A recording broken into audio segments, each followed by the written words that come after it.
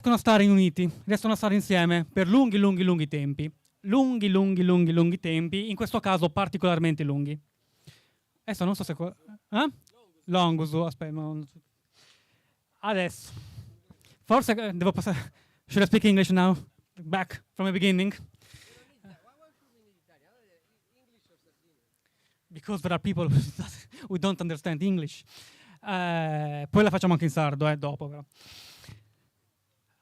Che vi stavo dicendo? Mi sono perso, ho perso il filo. Stavo dicendo, forse qualcuno qua l'ha già citato, quanto è vecchio l'universo? Noi viviamo in un universo che, come tutte le cose nell'universo, nasce, cresce, evolve, cambia. Ha quindi avuto un inizio. Qualcuno ha già detto quanto è vecchio l'universo? Chi sa quanto è vecchio l'universo? Eccolo, Lì arrivo con... ho un valletto, Andrea Cozzumbo. Eccolo. 13 miliardi di anni? Ci siamo. Qualcosina, poco di più, 13 e 8. 13 e mezzo, va, 13 e mezzo. 13 miliardi e mezzo di anni. C'è un'incertezza. Vabbè. Quanti anni hanno tutte queste stelle che vedete qua? Tutte quante, Tutte quante qua? Hanno tutte 13 miliardi di anni. Sostanzialmente hanno circa l'età dell'universo. Queste sono le primissime strutture che si sono formate quando si è formata la nostra galassia, ma anche le altre galassie. La nostra galassia non è diversa dalle altre, è una tra le tante. E questa è una delle primissime strutture che si è formata insieme alla nostra galassia. Tutte le stelle hanno la stessa età, 13 miliardi di anni, e sono ancora lì, vive, vegete, le guardiamo, le osserviamo. Ma perché sono rimaste lì, non si sono spente? Non si sono spente perché sostanzialmente... 13 miliardi di anni sono tantissimi, no? Perché in realtà molte delle stelle che facevano parte di questo agglomerato sono già morte. Alcune sono ancora vive, cioè da 13 miliardi di anni che ancora bruciano, ancora emettono luce. Quali? Quelle più piccine. Tutte le stelle che vedete qua sono stelle molto piccoline. Come il nostro Sole, no? No, le stelle come il nostro Sole sono già morte. Andate. Le stelle che vedete qua sono tutte più piccole del Sole. Generalmente parliamo di stelle tra poco più della metà della massa del Sole o anche meno, quelle che riusciamo a vedere qua. Tutte le stelle più grandi sono già morte. Perché? Perché hanno vissuto abbastanza. Ciò che resta... Più sei grande, meno vivi. Esatto. Più consumi, meno vivi. Esatto. Ecologia stellare. Esatto. Più sprechi, meno vivi. Le stelle piccole consumano poco, sprecano poco, sono ecologiste per natura e stanno... È un po' come in Sardegna, no? Esatto. e stanno ancora qua. Beh, quindi su questa roba qua ci abbiamo fatto decenni di scienza, un sacco di cose belle, abbiamo capito tantissimo dell'evoluzione stellare e quant'altro. Anche dell'evoluzione dell'universo, vero? Sì, in realtà sì, ma molto di recente questo, perché fino a 2 o 3 anni fa, parliamo davvero di tempi recentissimi, pensavamo che questi oggetti qua fossero comuni in tutte le galassie. Li trovate intorno alla nostra galassia, nelle regioni centrali della nostra galassia, e quindi sapevamo che erano molto vecchi e pensavamo fossero sono dei fossili archeologici del processo di formazione delle galassie. Esattamente come delle prove archeologiche, come dei resti archeologici di antiche civiltà, quelli che studia Claudia lì, che è nascosta non so dove, non ti vedo, ciao. Questi sono l'analogo, come dire, a livello cosmico. Sono ciò che resta dopo 13 miliardi di evoluzioni della nostra galassia. Sono le prime strutture che si sono formate. Però vabbè, pensavamo che fossero parte del processo di formazione. Di recente, ripeto, 2 o 3 anni fa, abbiamo lanciato in orbita un nuovo telescopio, il James Webb Space Telescope, un telescopio spaziale potentissimo, bellissimo, incredibile, su cui contavamo molto per cercare di capire come si formano veramente le galassie, quali fossero i meccanismi, quali fossero i meccanismi sostanzialmente. Avevamo varie idee e come al solito la natura ci ha fregato perché ci ha mostrato che le nostre idee erano sostanzialmente quasi del tutto scorrette. Perché con questo nuovo telescopio siamo riusciti ad osservare alcune galassie che si stanno formando in una fase in cui l'universo aveva soltanto 500 milioni di anni. Capite che 500 milioni di anni rispetto a un universo che ne ha 13 e mezzo significa che l'universo era neonato. È più o meno quando queste stavano nascendo, giusto? Come è fatta una galassia in quella fase lì? Quindi immaginatevi la nostra galassia. Abbiamo una foto della nostra galassia? No, non ce l'abbiamo. Dopo la facciamo vedere. Come è fatta? Immaginatevi la nostra galassia, no? Magari l'avete vista in foto alcune volte. Come era fatta quando era nata? Quindi quando l'universo aveva soltanto 500.000 di anni, era un insieme di questi blob, tanti di questi blob, tutti uno vicino agli altri. Quindi questi sono i mattoncini. Abbiamo scoperto che questi sono, molto probabilmente, non userei ancora la parola sicuramente, i mattoncini da cui si viene poi a formare tutta la struttura della galassia. E dove stanno gli altri? Si sono quasi tutti distrutti, tranne alcuni come questo che ancora sono vivi, che non si sono distrutti. Perché non si sono distrutti? Allora, dipende. Probabilmente perché questo mattoncino qua non è originario della nostra galassia. Non è nato nella nostra galassia. È arrivato. Perché sostanzialmente una galassia come la nostra evolve, ma durante l'evoluzione si scontra con altre galassie. Quando si scontra con altre galassie, in qualche modo, come dire, accoglie. Ruba.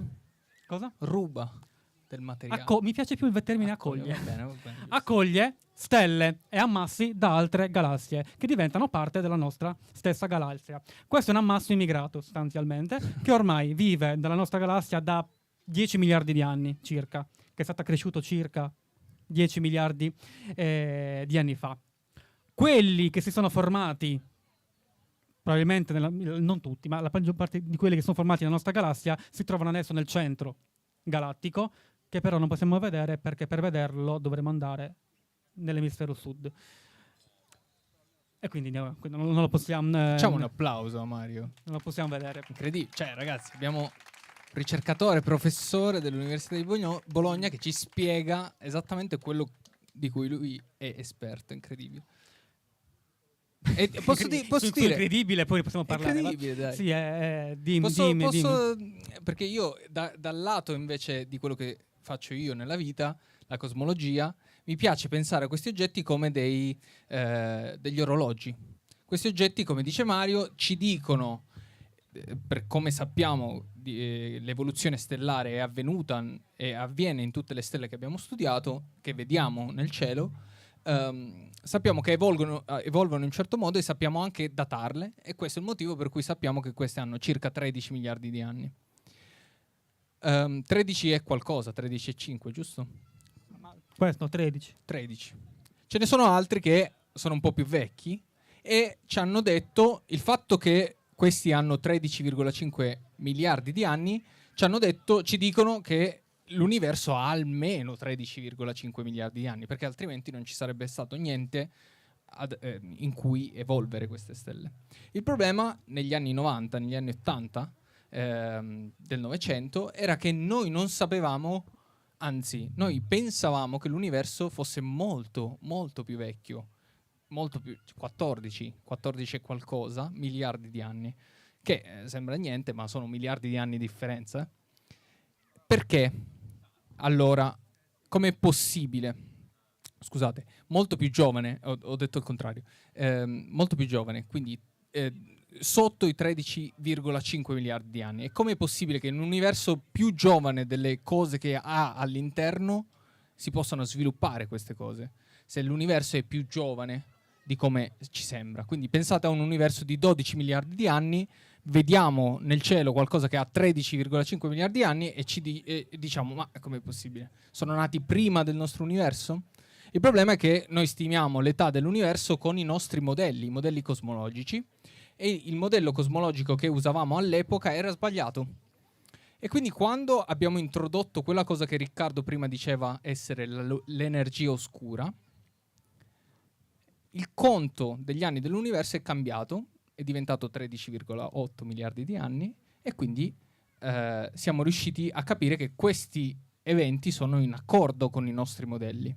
È incredibile. Perché è successa questa cosa? Perché l'energia oscura e quel fluido, noi la chiamiamo energia oscura perché non sappiamo che cos'è, sappiamo cosa fa, espande l'universo in modo accelerato quando noi non ce lo aspettiamo.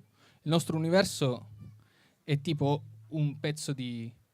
è una massa e contiene massa, e quindi quando gli è stato dato un iniziale calcio dal Big Bang, quello che è successo è che il calcio iniziale sarebbe dovuto ritornare a essere una contrazione, perché la gravità attrae tutto, e ci saremmo aspettati che quello che avrebbe fatto l'universo è salire e poi scendere, esattamente come una massa fa sulla Terra, che è quindi sottoposta a gravità.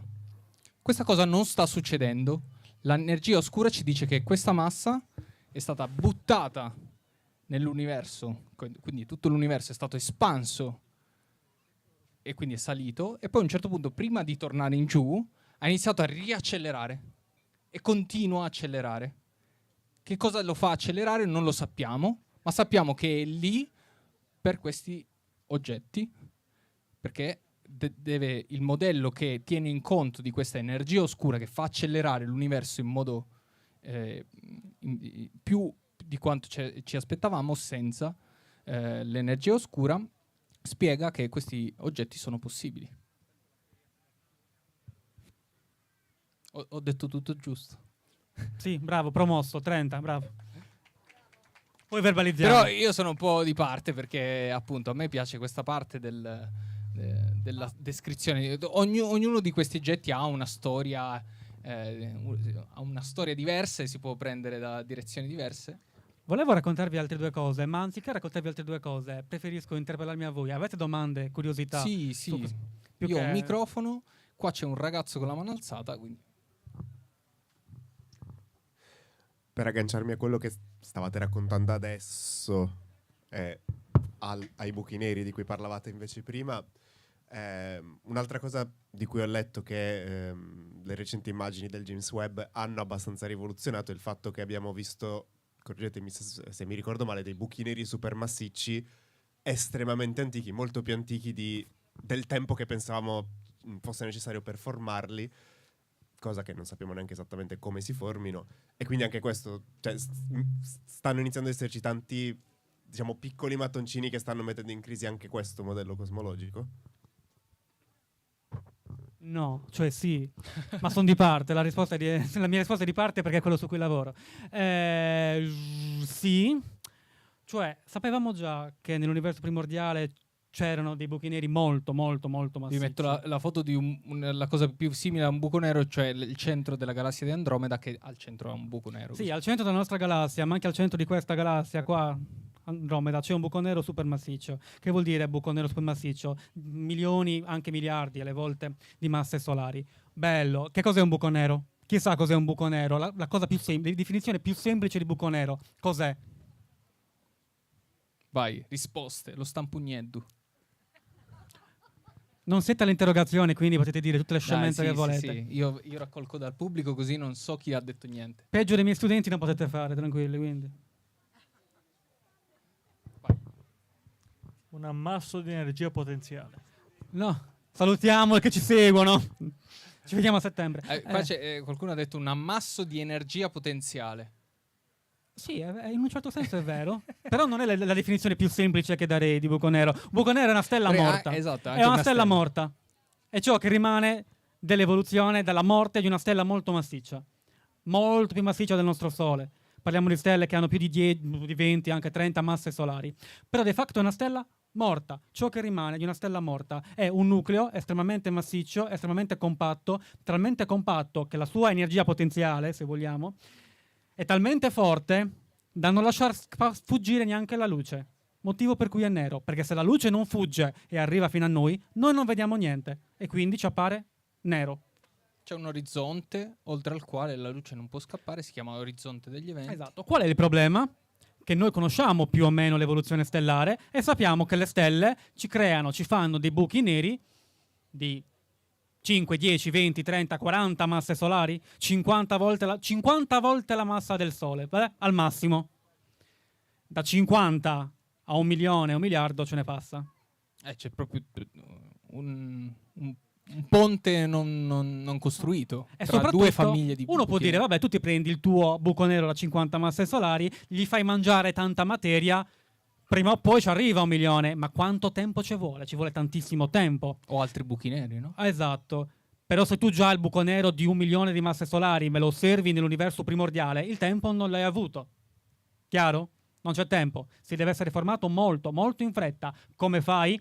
Andrea, torni indietro di un'immagine. Sì. Quale? Quella di prima. Scusa, hai ragione. Rispondo a questo velocemente. La signora è prenotata. Sì, signora prenotata. Ha Bene. preso il numero.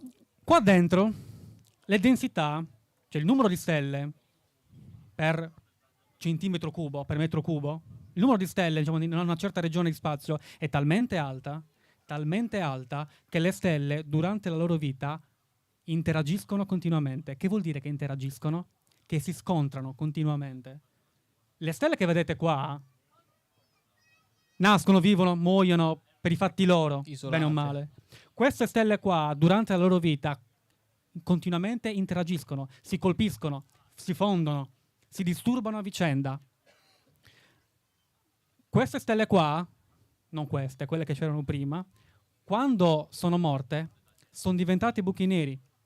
Buchi neri che hanno, come le stelle, interagito continuamente gli uni con gli altri, fondendosi. È quello che Emettendo stiamo onde gravitazionali. emettendo tante onde Che gravitazionali. noi Esatto. oggi rileviamo, sappiamo che questa cosa succede anche perché abbiamo visto buchi neri di quelle masse fondersi con le onde gravitazionali. Quindi sappiamo che è un processo che avviene e qua dentro delle strutture del genere, in realtà più massicce, ma chi se ne frega, cioè, grosso modo come queste, avvengono continuamente in un tempo molto molto breve tante fusioni. Queste fusioni permettono ai buchi neri di crescere molto molto velocemente e di formare quindi magari non dei buchi neri da 1 miliardo, ma da 1 milione o da 100.000 masse solari, sì, in brevissimo tempo. I modelli fisici sono anche tarati sulle cose che vediamo nell'universo. Quindi Ah sì, assolutamente. Ripeto, fino a 2 o 3 anni fa nessuno sarebbe venuto in mente di simulare o di analizzare tanti ammassi nell'universo primordiale che si formano insieme, che evolvono insieme, interagiscono insieme. James Webb ce li ha fatti vedere e quindi abbiamo iniziato a lavorarci. E lavorandoci abbiamo capito che in queste strutture qua si possono e come creare dei buchi neri molto massicci in tempo molto molto breve. perfetto. C'è il numero 21. Se fossi alla conferenza adesso le persone da avrebbero qua, da dire qua. qualcosa a riguardo e a lamentarsi. Che No, bello. Mi è venuto questo pensiero un po' filosofico mentre spiegavi, cioè hai utilizzato il termine quando una stella muore diventa un buco nero. Però questo buco nero è una potenza, è un'energia in un certo senso, perciò non è morto. Forse noi strutturiamo dei concetti linguistici dandogli dei significati sulla materia attuale, nostra terrena. Cioè probabilmente la stella si trasforma in un'altra energia del quale noi gli diamo questo concetto aggettivale morto, ma sì, morto perché sostanzialmente si evolve in qualcos'altro. Sì. Morto perché è un oggetto da un certo punto di vista. Sì, è comunque una questione relativa. Morto perché non è più vivo. Cosa intendo io con stella viva? Sì. Intendo un oggetto che sta al suo interno producendo energia e creando, poi ci arriviamo magari, elementi sempre più pesanti. Un po' come il nostro Sole, quindi che emette della luce a causa di alcuni meccanismi che avvengono al centro. In un buco nero questo non accade più. Lo chiamiamo nero, morto, perché non lo vediamo. Perché non lo vediamo? Perché noi gli diamo appunto quelle connotazioni Certo. aggettivali secondo ciò che vede il nostro occhio materiale. Come diceva Riccardo prima, noi esseri umani vediamo questo. Un topo vedrebbe un'altra cosa, un altro essere umano vedrebbe un'altra cosa, un'altra civiltà in un altro pianeta, la stessa struttura la vedrebbe in un'altra maniera e la chiamerebbe in una maniera diversa probabilmente. Assolutamente, questo è umano. Tutta la nostra visione è, come dire, antropocentrica per definizione. Certo, soprattutto di cose che non riusciamo a vedere e quindi Certo. però le onde gravitazionali, per esempio, sono un nuovo modo di sentire e vedere l'universo, proprio perché, per esempio, ci hanno svelato che di buchi neri tra quelli piccoli e quelli enormi al centro della galassia, c'è un continuo, perché li abbiamo visti, non sapevamo che erano lì, o almeno i nostri modelli astrofisici non lo prevedevano, sono lì e dobbiamo tenerne in conto. Per esempio Einstein Telescope sarà un interferometro talmente potente che riuscirà a mappare tutti i buchi neri da oggi a quasi l'inizio di quello che per noi è stata l'inizio della produzione dei buchi neri.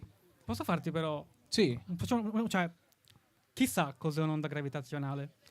Questo è No, perché secondo me hai ragione, non è hai un ragione, concetto hai ragione. banalissimo. Perché l'abbiamo toccato più volte, però Chi ha chissà una vaga idea di che cos'è un'onda gravitazionale? ecco, Esistono due c'è una tipi mano, di c'è una onde mano. fondamentali nella scienza, ne sono tante. Onde elettromagnetiche e onde gravitazionali. Io ho visto la mano, quindi No, quelle no, mi servi che devo fare un giochino. Ah, no, no, sai- vai. però c'è un Vai. Ma lascio... vabbè, come è stato detto anche prima, un'onda gravitazionale non è un'onda di materia all'interno dello spazio-tempo, ma è un'onda del tessuto spazio-temporale, un'increspatura generata da un'interazione particolarmente rapida di delle masse, cioè almeno quelle rilevabili da noi, di delle masse molto di oggetti molto massicci come buchi neri e stelle di neutroni. Esatto. Sì, se vi immaginate proprio di nuovo, Vieni, torna al guarda, telo, è una perturbazione di quello che è il telo, se fosse il nostro spazio e il nostro tempo, verrebbe perturbato da degli oggetti. Quali oggetti? Tipo, ma voglio dire, facciamo noi gli oggetti, Vai, va? ok. Facciamo noi. Ma noi stiamo fermi, siamo 1 e 2. Che distanza c'è tra di noi? Un metro e mezzo, va? Ok? Quindi tutti voi, prendete un metro, misurate la nostra distanza, 1,5 metri. Siamo tutti d'accordo? Sì. Supponete che non distante da noi, a un certo punto, ci siano due oggetti molto massicci, molto compatti, prendiamo due buchi neri, che a un certo punto collidono. Se fossimo molto precisi nella nostra misurazione, voi misurereste che la nostra distanza non rimane 1,5 metri, ma cambia continuamente. Si avvicina, si allontana, si avvicina, si allontana. Continuamente. Non è 1,5 metri, è 1,5 metri e poco di più, è 1,5 metri e poco di meno, continuamente. E il problema è che come lo misuri 1,5 metri in uno spazio e in un tempo che sta cambiando con il tuo metro?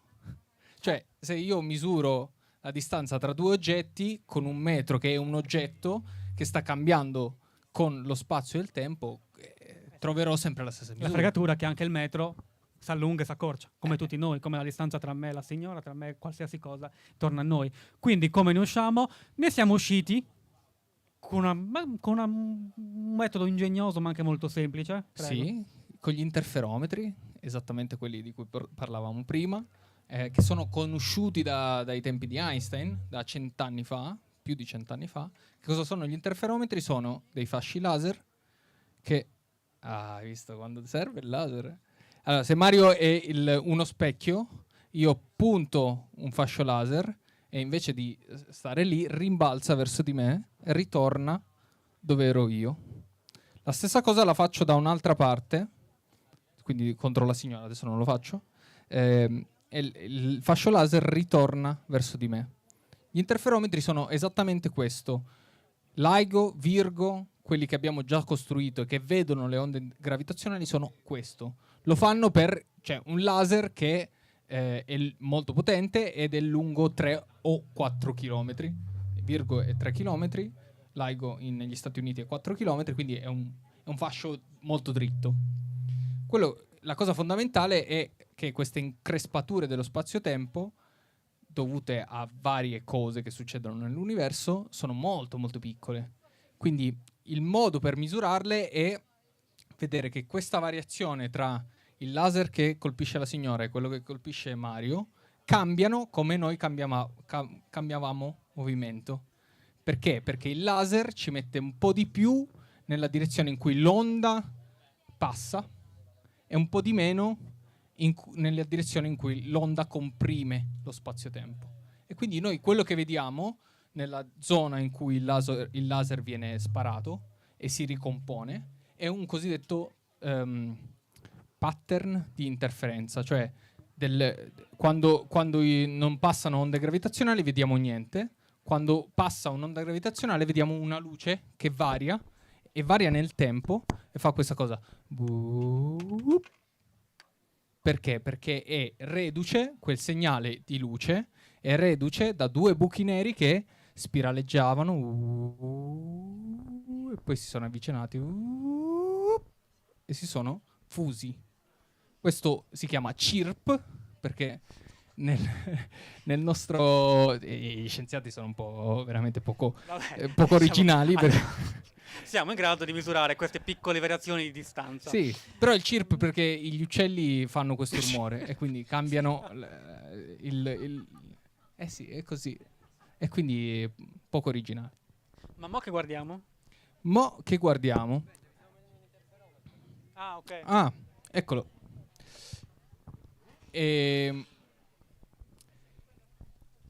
Perché siamo finiti di parlare dei buchi neri? Non me lo ricordo. Perché un ragazzo là ci ha chiesto dei buchi neri supermassicci nell'universo primordiale. È giusto. La signora ha chiesto.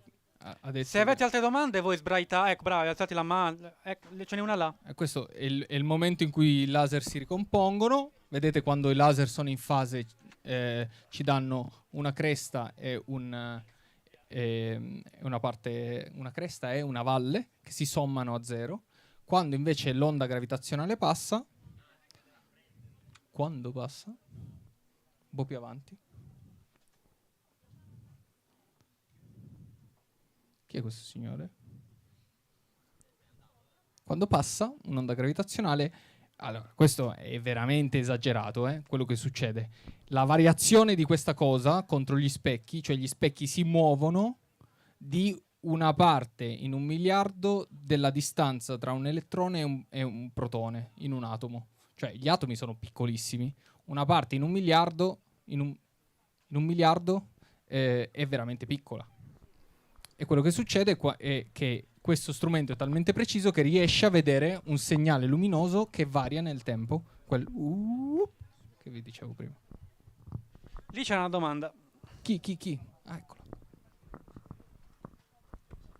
Ma quanto ci mette a formarsi un buco nero? Perché mi pare una roba potenzialmente velocissima. Molto, molto veloce. Perché i buchi neri si creano sostanzialmente. Ce l'abbiamo un'esplosione di supernova da far vedere qua al volo?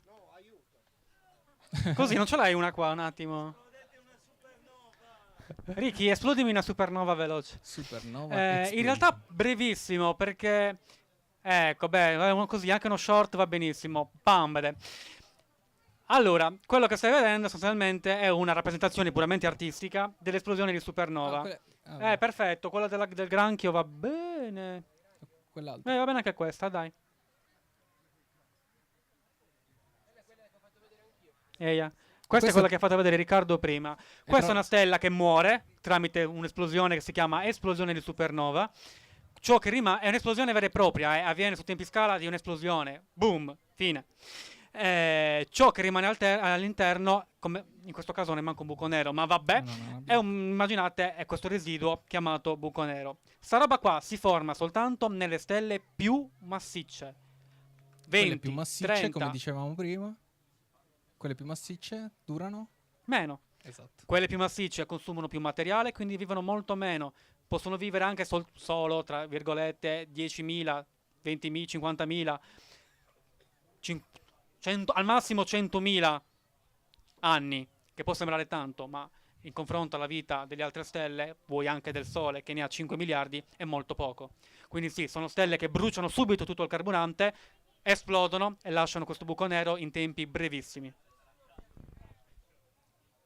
La maggior parte sono isolati, cioè esplodono, stanno lì.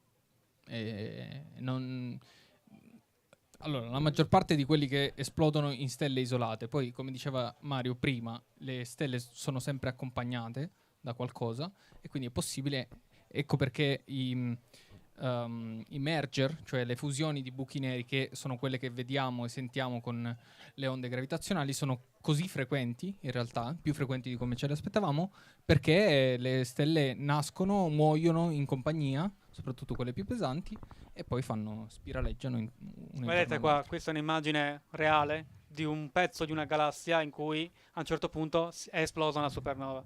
guardate i giorni, durano circa 15 giorni, la luminosità più grande. Infatti quello che si fa è fare la foto di una galassia e poi guardarla e vedere che c'è un puntino luminoso rispetto a quella che avevamo guardato tempo fa e vedere che è esploso qualcosa. E la supernova è talmente energetica che brilla più della galassia stessa o quanto la galassia stessa. Quindi si vede una singola stella che esplode dentro una galassia di stelle. È incredibile. Altre domande? Domande. Io non vedo niente. Qui. Dove? Non vedo. Eccoci. Però fa. Come scusi la voce, il problema è la voce. E queste sono le stelle, gli oggetti celesti sono lontanissimi da noi, no? La luce per arrivare fino a noi ci mette tantissimo tempo, chiaramente. Ora, se una stella esplode, che ne so, è lontana 1 milione di anni luce, ci vuole 1 milione di anni luce per arrivare sulla Terra. E noi come possiamo poi sapere che è esplosa dopo 1 milione di anni luce? Allora, più in generale, tutto quello che noi sappiamo lo sappiamo perché della luce è arrivata fino a noi, fino alla Terra. Quindi finché quella luce non arriva, non sappiamo niente. Cioè, sta viaggiando, deve fare una certa distanza, finché non arriva non sappiamo niente. Quindi, la risposta è: dipende da quanto è lontano l'oggetto. Per esempio, c'è una stella molto famosa, all'interno di una costellazione molto famosa, che è la costellazione di Orione, che non so neanche se si dovrebbe vedere, ma non a quest'ora, secondo me. Vero, Andrea? Dove stai? Esatto. Ok. Sì, Verso le 4:30. Orione è la costellazione, una delle costellazioni con stelle più luminose del cielo invernale.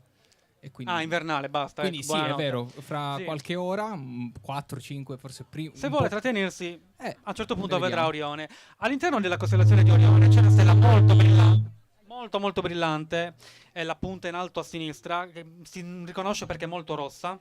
È una stella che è prossima a esplodere, come vi avevo fatto vedere. Ok? Sta per esplodere, non sappiamo ancora quando accadrà, forse noi non lo vedremo mai, anzi è probabile che non lo vedremo mai, però diciamo che su tempi scala dell'evoluzione stellare è prossima ad esplodere. Per quel che ne sappiamo noi, nel senso che la luce deve, nel momento in cui quella stella esploderà, la luce di quell'esplosione dovrà viaggiare dalla stella fino a noi e ci metterà un tot di tempo che non mi ricordo, perché non mi ricordo quanto è distante quella stella lì. Quanto è distante? Sarà una decina di migliaia di anni luce. Betelgeuse. 10.000 anni, 10.000 Sì. anni, 10.000 anni ci metterà, circa. Hanno più, hanno meno. Vuol dire Quindi- che probabilmente è già esplosa. Quindi potrebbe essere già esplosa, ma la luce dell'esplosione sta ancora viaggiando. Quando arriva alla Terra, lo vediamo. Questo vale però in generale. La luce che arriva dal Sole, noi la vediamo, ma è partita 8 minuti fa dalla superficie del Sole. Ok? O meglio, è partita 8 minuti fa dalla superficie del Sole. Dal centro del Sole è partita 10 milioni di anni fa. Perché per arrivare dal centro del Sole fino alla superficie ci mette circa 10 milioni di anni. Perché? Chi è che me l'ha chiesto? Io. Tu lo devi sapere il perché. Perché è densa la stella. Sì, sostanzialmente perché la luce, la particella di luce, nel viaggio tra il centro del Sole, dove si forma, e la superficie, incontra tanti ostacoli. Quindi viene continuamente rimbalzata a destra e a sinistra. Quando poi arriva alla superficie del Sole è libera e in 8 minuti arriva fino alla Terra. Sì, questo è lo stesso motivo per cui la NASA, quando deve comunicare con i satelliti o i rover marziani, ha un tempo di ritardo calcolato per inviare dei segnali e riceverli, che per Marte è circa di 15 minuti. Quindi ogni volta che si cerca di capire il rover su Marte che cosa sta facendo, c'è un ritardo di 30 minuti. Perché la luce, anche le onde radio con cui comunichiamo con i satelliti o i rover marziani, sono queste cose sono comunicate con onde radio e le onde radio viaggiano alla velocità della luce, è la velocità limite del nostro universo e non c'è modo di superarla.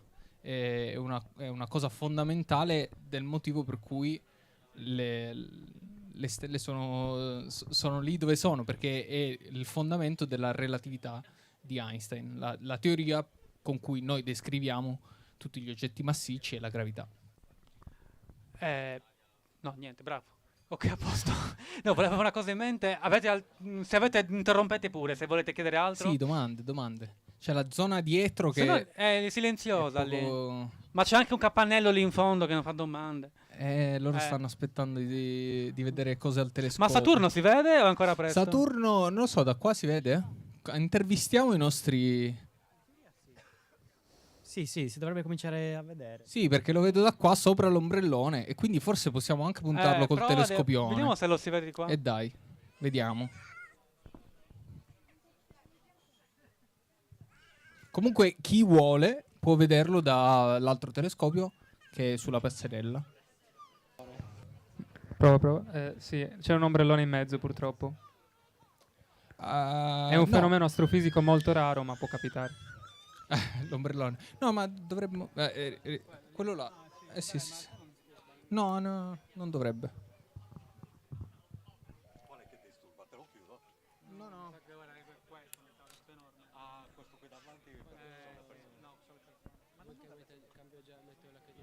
Sì. Mo vediamo, se no tra poco sale. Quindi...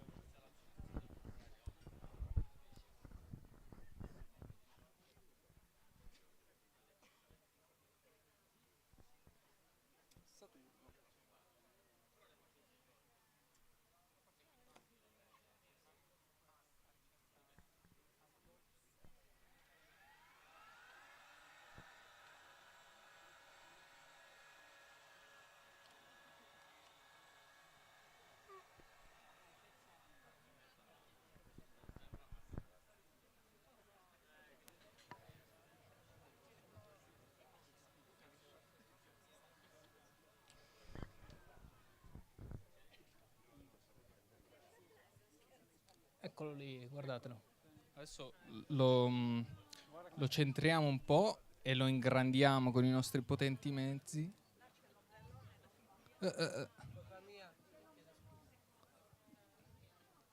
Ecco, lo mettiamo al centro e lo ingrandiamo. Eccolo qua. No. Adesso lo mettiamo un po' più a fuoco, È possibile, sì. Allora, se vedete che trema è perché lo sto toccando la macchina fotografica. Cosa vogliamo fare? Vogliamo esporre un po' meno perché vogliamo vedere i dettagli. E prima, cioè, Saturno è parecchio, lo vediamo noi di qua ad occhio nudo ed è sempre sull'eclittica, cioè sulla linea immaginaria che percorre il Sole. E dobbiamo ridurre, se vedete, il tempo di integrazione della macchina fotografica. Adesso è 1/4 di secondo, vuol dire che basta un quarto. Prima gli oggetti molto deboli erano fino a 20 secondi di integrazione, il che vuol dire che Saturno è molto molto luminoso. Beh, potete vedere, riconoscere gli anelli. Sì. Aspetta che ci provo. Tieni questo. Ok. Ma ce l'ha già? O tra poco? Ok.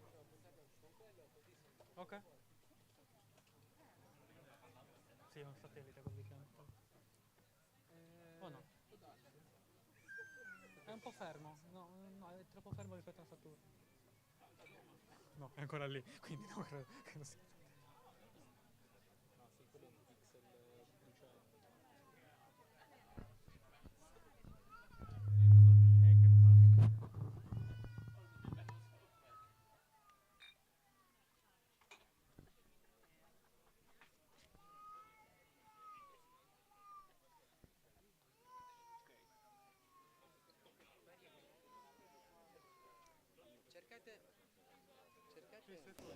Forse attraverso dei potentissimi mezzi siamo riusciti a chiudere l'ombrellone e a puntare Saturno anche con questo, quindi tra poco se Sì, volete l'esperienza avvicinarvi. io vi consiglio di dopo o più in là nella sera, per chi volesse, noi restiamo qua e puntiamo senza la macchina fotografica perché è più bello vederlo con l'occhio nudo, è anche più interessante, si vedono anche più sì, si vedono anche più dettagli e infatti di là sull'altro telescopio è già puntato, quindi chi vuole può andare di là. Io vi volevo fare vedere come l'atmosfera ci fa vedere quello che dicevamo prima, che si vede soprattutto nelle stelle, ovvero il movimento della luce di un oggetto che arriva da molto lontano. E invece vi volevo far vedere questa cosa, questo blu e questo rosso intorno al pianeta, che è un'aberrazione cromatica, cioè la lente della fotocamera, per quanto possa essere buona, ha una piccola variazione di come converge due differenti lunghezze d'onda della luce. La luce bianca che arriva da Saturno perché è riflessa dal Sole si spezza nella lente della fotocamera in due parti, quelle più rosse e quelle più blu, e quindi il loro percorso è diverso. Adesso ve lo ripunto. Il loro percorso è diverso e quindi noi lo vediamo diciamo come se stesse passando attraverso un prisma, no? Attraverso un po' lo stesso effetto che fa l'arcobaleno. L'arcobaleno è lo stesso effetto dovuto alle goccioline d'acqua nell'atmosfera. Ed ecco qua Saturno. Domande? Si vedono molto bene gli anelli. Ieri facendo delle prove con l'occhio nudo si vedono veramente veramente bene. E niente, è molto molto interessante. Ci sono domande? Se no possiamo anche appunto muoverci, venire a vedere i telescopi, come preferite. Noi siamo qua. Eh sì, appunto vi invito anche a fare un po' di fila per vedere Saturno, perché è molto molto, cioè è proprio dall'occhio, rende molto, e poi l'occhio si abitua velocemente al buio e inizia a vedere i dettagli. C'è una domanda? No, a te volevo chiedere. Si muove perché sta catturando la rotazione? Si muove... No. Sì, è soprattutto il movimento della passerella. Sì, guarda, se mi metto sulla passerella cambia proprio tantissimo. Sì, esatto. Beh, più o meno sì. Però nel giro di mesi Saturno ruota abbastanza velocemente da riuscire a catturare più che la rotazione, la variazione dell'angolazione degli anelli. A volte sono molto più adesso sono quasi di sbieco, a volte sono quasi frontali e si vedono gli anelli di Saturno. Sono delle piccole rocce, piccole, sono abbastanza grandi. Ci sono delle zone che gravitazionalmente non sono possibili, non vengono popolate da questi ammassi di roccia, e quindi si vedono questi buchi negli anelli. Sono molto molto belli. Però no, questo è soprattutto movimento. Andre, Sì. allora, è da un po', l'evento sta andando avanti, io Sì. direi che almeno la live sui social la possiamo chiudere. Noi Sì. nel frattempo possiamo continuare finché c'è gente interessata, noi continuiamo avanti. Cavoli di quelli che sono online e non sono venuti qua per Fatemi godersi la chiudere- parte più Fatemi bella. chiudere formalmente l'evento, che dite? Allora, un applauso a tutti voi che siete rimasti fino a qui stasera. Se volete rimanere ancora di più, siamo qui tra voi a vinazzarci, a bere. Ringrazio ancora il comune di Quarto Sant'Elena, progetto Ripensare le città, grazie al al Blue Sky che ci ha ospitato oggi, l'Università di Cagliari, Associazione AICOS, tutte le persone che hanno partecipato stasera, Paola Tomasi, Elsa Paglietti e tutti i membri di Ideas che sono apparsi sul palco e dietro le quinte. Grazie a tutti, grazie per il primo Quartus de Scientia, vi aspettiamo i prossimi giorni a Quartu e in Bidda, seguiteci sui social, seguiteci sul sito web. Grazie a tutti, buonanotte. Da dietro le quinte invoco un applauso anche per il presentatore Alessio. Grazie. Forza Casteddu e forza Roma. E passate dai banchetti, c'è tutto il merch che vi aspetta. Se volete una bellissima maglietta. C'è il vino e ci sono ancora delle box se volete mangiucchiare qualche cosa. Se volete parlare di scienza, noi siamo tra di voi, chiedete tutto quello che volete. La notte è ancora giovane, il telescopio è ancora acceso. C'è anche il bar, ringraziamo il bar e c'è il bar aperto. Bevete tutto, mangiate forte, dai.